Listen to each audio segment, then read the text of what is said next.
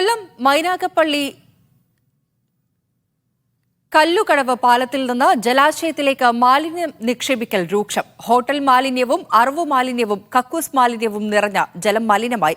സംരക്ഷണത്തിന് അടിയന്തര നടപടി ഉണ്ടായില്ലെങ്കിൽ ജലാശയം മൺതിട്ടയായി മാറുമെന്ന് നാട്ടുകാർ പറയുന്നു.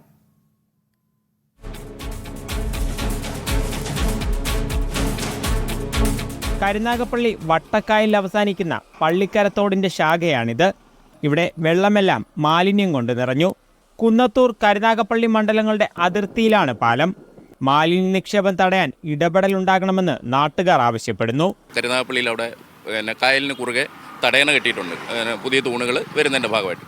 അതിനുശേഷം കൂടെ ഒഴുക്ക് നിലച്ചുപോയി. ഒഴുക്ക് നിലച്ചതിൻ്റെ കൂടെ പണ്ട് ആൾക്കാർ വേസ്റ്റ് ഇടുമായിരുന്നെങ്കിൽ ഇത്രത്തോളം വേസ്റ്റ് ഇടത്തില്ലായിരുന്നു. തൊട്ട് താഴെ കൂടെ കായലിലേക്ക് എത്തുന്ന ഒരു റോഡുണ്ട്. അവിടെ ആരും രാത്രി ശ്രദ്ധിക്കത്തില്ല. വേണമെന്ന് ഈ ആൾക്കാർ വന്നിട്ട് സെപ്റ്റിക് ടാങ്ക് ക്ലീൻ ചെയ്യുന്ന ആൾക്കാർ വന്നിട്ട് വേസ്റ്റ് തള്ളാറുണ്ട് പലപ്പോഴും. ശാസ്താംകോട്ട കരുനാഗപ്പള്ളി റോഡിലൂടെ പോകുന്ന പലരും കവറുകളിലാക്കി മാലിന്യം എറിയുന്നു.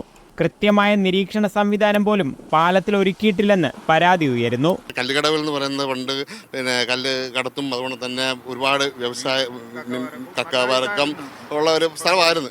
ഇപ്പോഴാകപ്പാട് നശിച്ച് ആരും തിരിഞ്ഞു നോക്കാത്ത ഒരു രീതിയിൽ എത്തിപ്പെട്ടിരിക്കുകയാണ്.